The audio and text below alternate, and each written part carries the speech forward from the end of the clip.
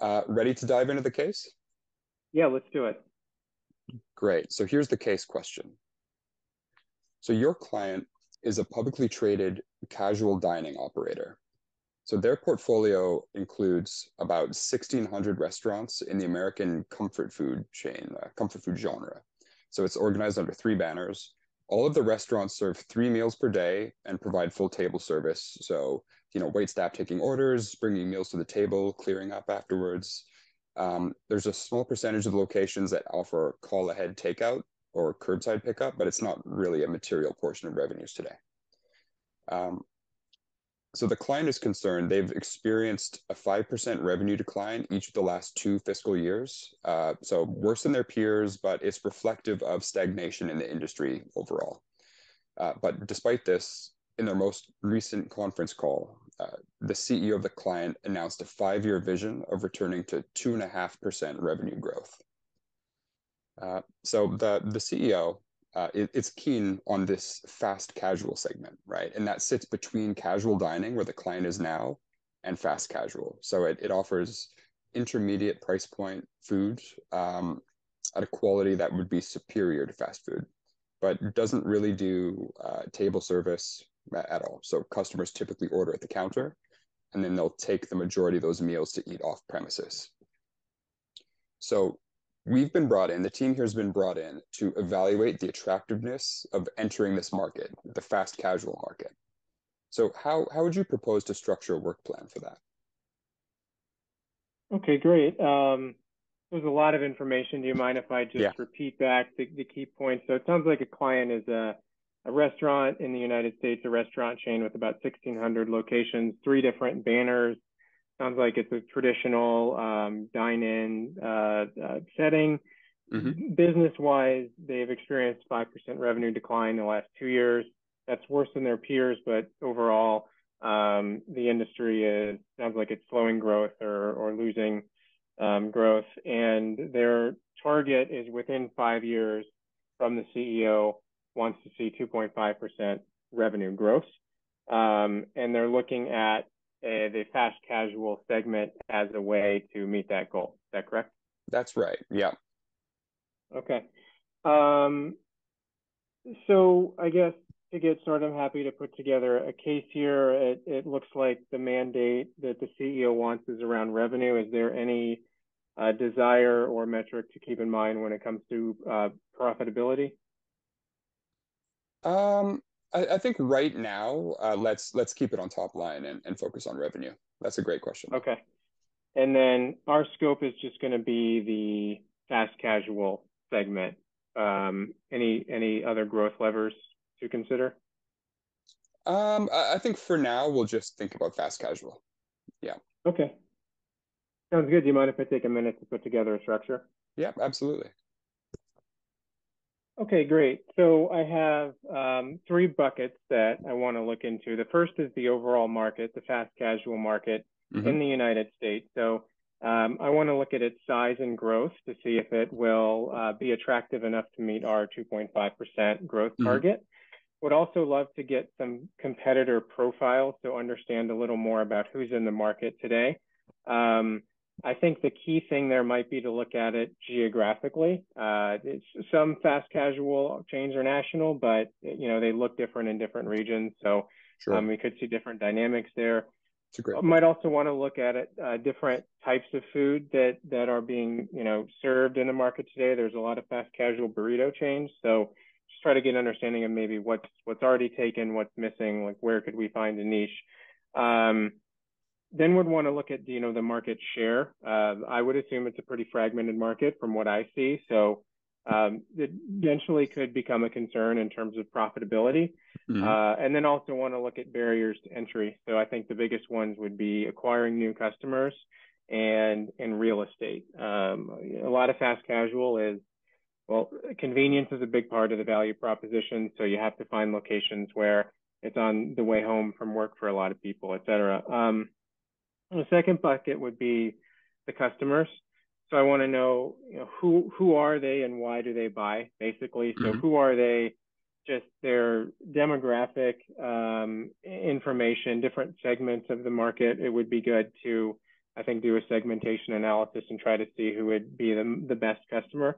And then maybe look at their buying patterns. So, how sensitive are they to discounts or price, or, what are the things that lead to the purchase? Is it really just convenience? Is it more than that? Yeah.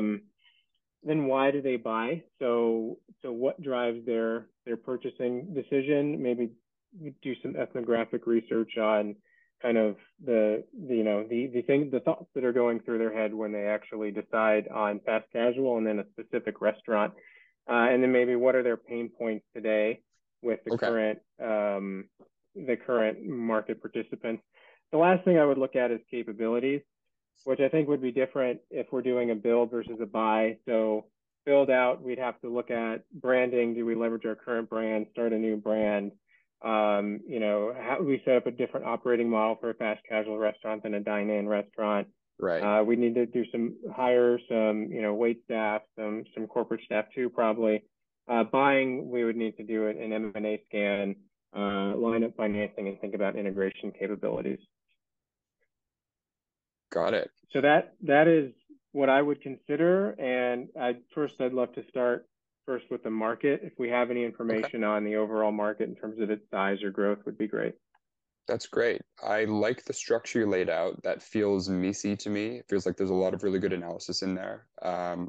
Yeah, let's dive into the market. Okay. So actually, a colleague on your team has emailed around a report on the fast casual market. And as you're flipping through it on Monday morning in the cab to the airport, you see this chart on market size and growth. I'm going to pull up a chart here. Okay, well, I'd like you to have a look at this chart and tell me, do you think this is growing fast enough to achieve the CEO's goals? Yeah, so first of all, it looks like it's about a $30 billion market today. The goal is to get to 2.5% revenue growth by year 5. So I'm just going to take a look at the delta between year 4 and 5. And it looks like it's about 500 million over a base of about 40 billion.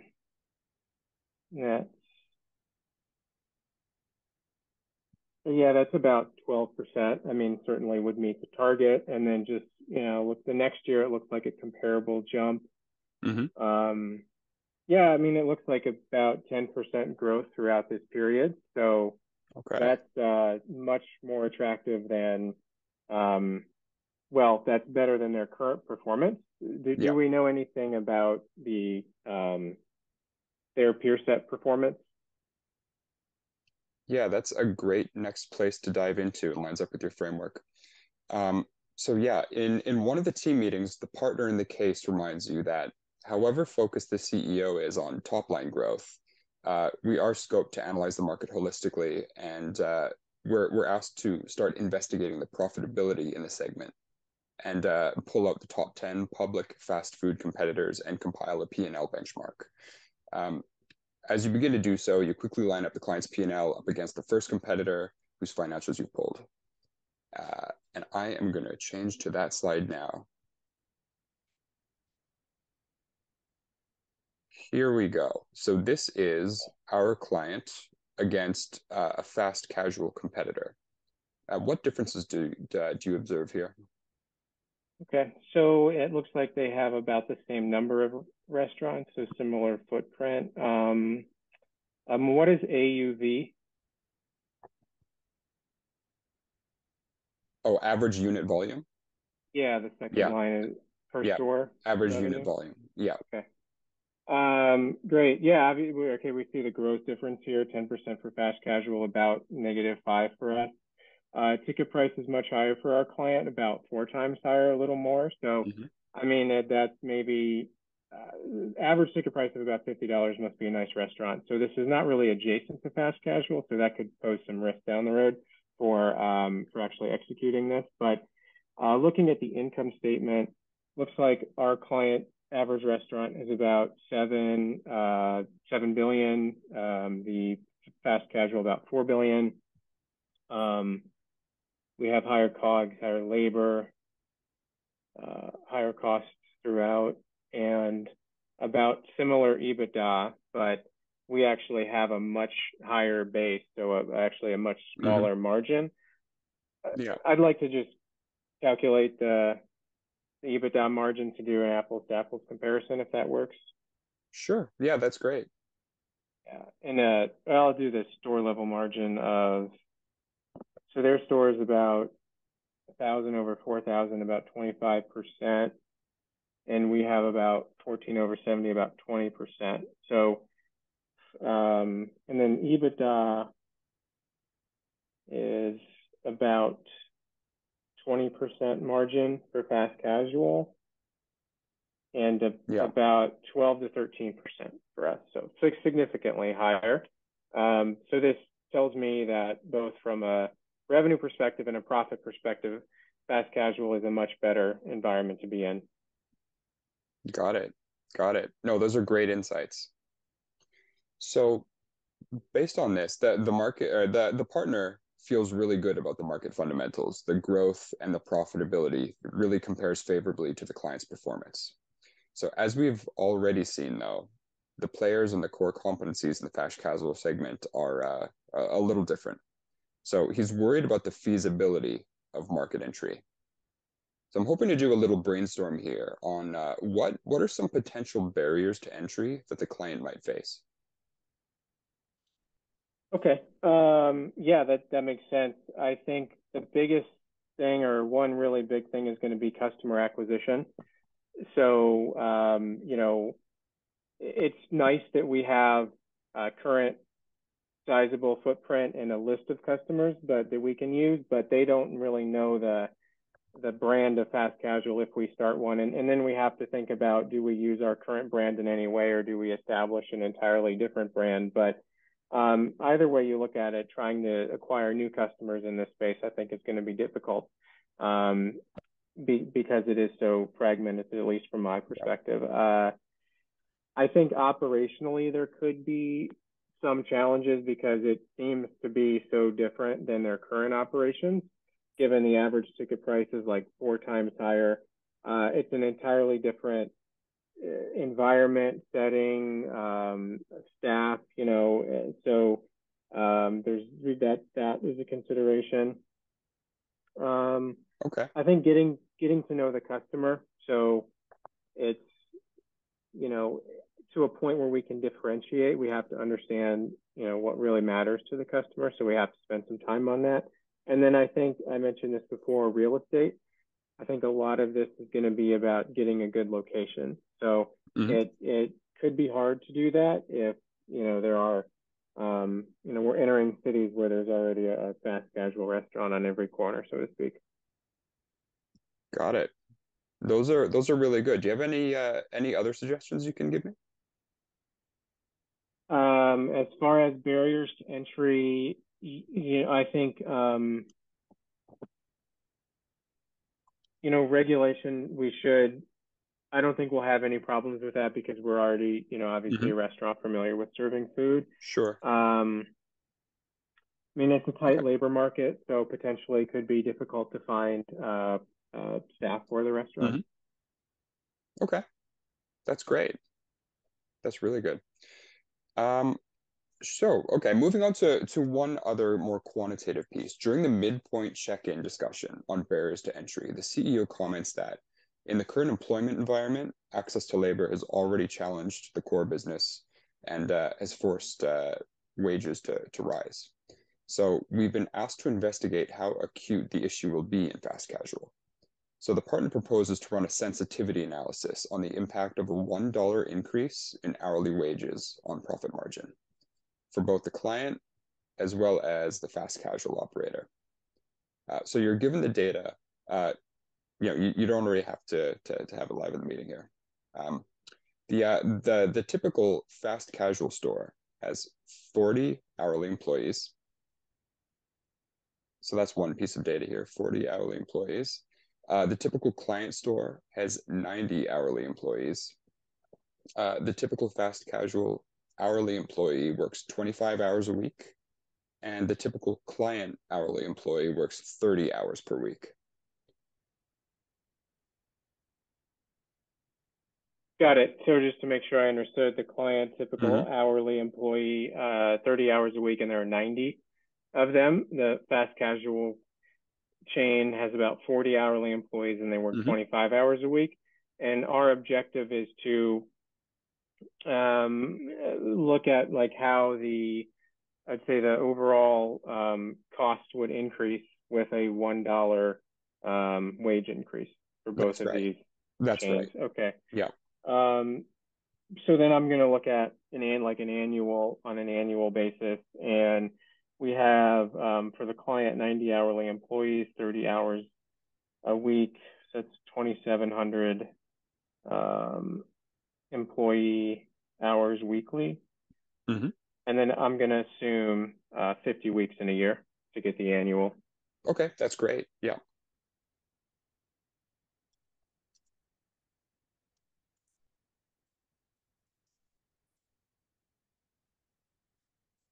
So I get 135,000 hours for the client.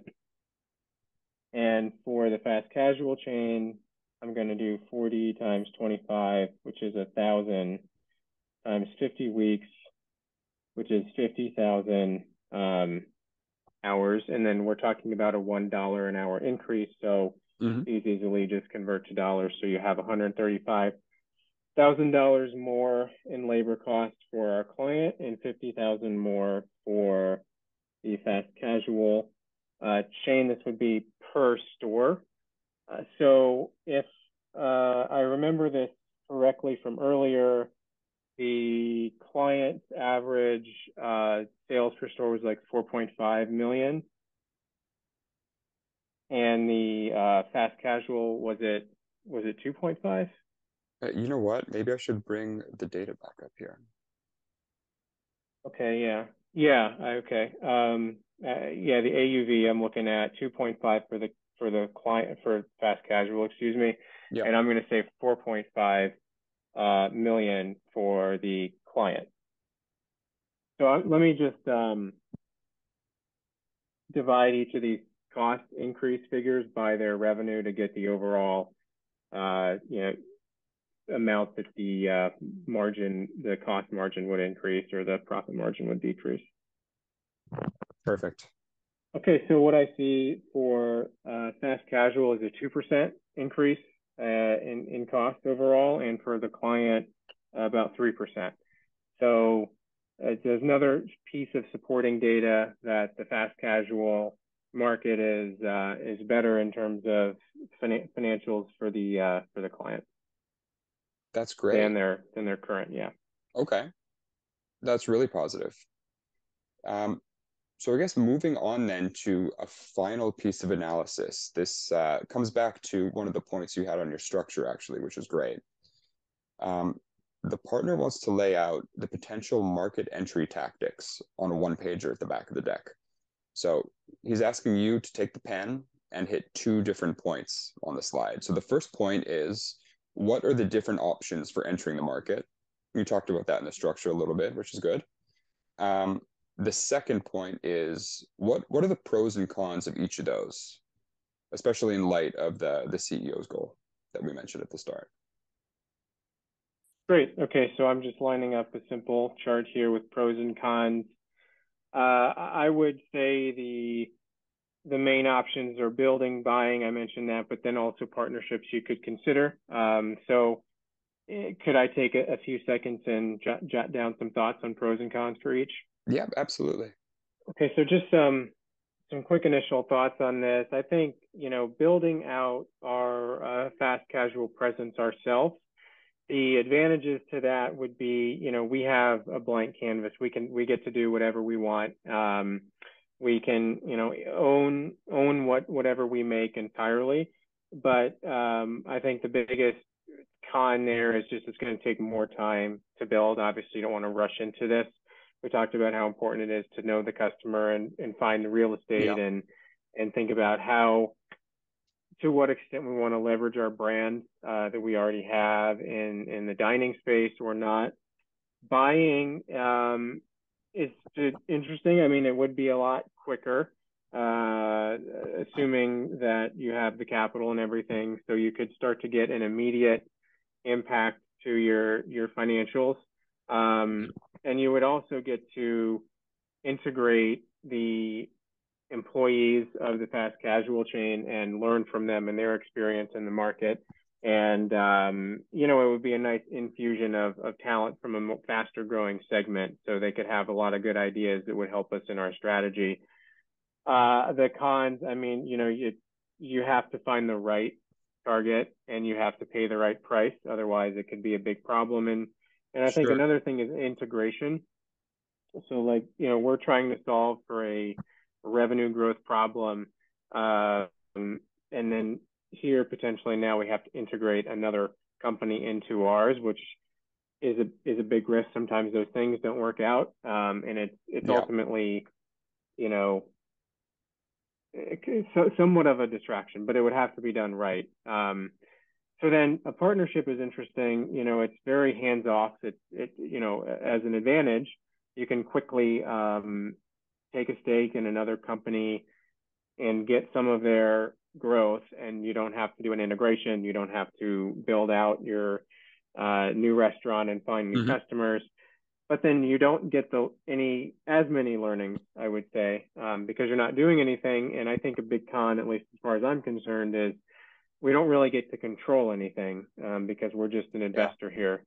So I don't know how sustainable that is over the long run. I think a happy medium personally would be maybe we do a small buy right away so we can kind of get a stake in the market. We can, you know, learn from the employees that we integrate, but then quickly turn to building something out ourselves. This market is growing 10% a year for like the next 6 years. So I think it's a space we want to have a Mm. presence in ourselves. Interesting idea. I like the analysis too. So your suggestion is buy buy a small company that's kind of done some of that upfront legwork, the permitting or the regulatory and all the time intensive stuff, but still gives you the flexibility to build out and sort of put your stamp on the company if you wanted to. Yeah, and I mean we have 5 years, so we don't. If we only had a year or two, it would almost certainly have to be primarily M&A. But we don't have to rush into that immediately. But I Yeah. think maybe doing one acquisition, which should be manageable, would be a way to get started right away, start learning right away, create a sense of Yeah. urgency too. Okay. That's great. I love the idea. So, with that in mind, can you give me a final synthesis of your overall assessment and recommendation? Yeah. Do you mind if I take a minute? Sure. Great. So, overall, based on our analysis, it looks like the fast casual space would be a promising space for the client to enter to meet their revenue growth targets. This market is growing at about 10% a year for the next 5 or 6 years, and also offers a higher margin at the store level, 25% versus 20% Hmm. from what our client does. So I think it's definitely worth being part of the growth strategy going forward. A couple of risks I would consider. One is branding. So we have to think about to what extent, if we leverage our current brand in this new fast casual chain, will we Yeah. confuse our customers? Will we water down our more higher price point restaurants? So I would just want to do a kind of a study on what our brand perception is, how strong of a brand we have, Hmm. and how long it would take and what is the right new brand, and how long would it take to kind of get that out there, and what does a full launch campaign look like, things like that. Okay. And then, customer acquisition or customer adoption is a big risk. If obviously if we don't get customers in this space, we're not going to have a restaurant for very long, and it's very competitive. So I would want to do a full customer segmentation on this market, understand who they are demographically, Hmm. and also understand ethnographically, like why they buy and things like that before we go down this path. That's great. Thanks, Sean. I think that's a great summary. Hey everyone, it's Kenton Koveski here, the founder of Rocketblocks. Thank you so much for watching this mock interview video. I hope you found it informative and helpful as you are getting ready to prepare for your own interviews and hopefully landing that job offer you are excited about. We have a ton of great content on the Rocketblocks channel coming out on a weekly basis, mock interviews, mini lessons, and chats with our Rocketblocks experts. So if you haven't subscribed yet already, please do so. There is a big red button below. And if you hit that, you'll get all of our content as soon as it comes out. Thanks for watching and have a great day.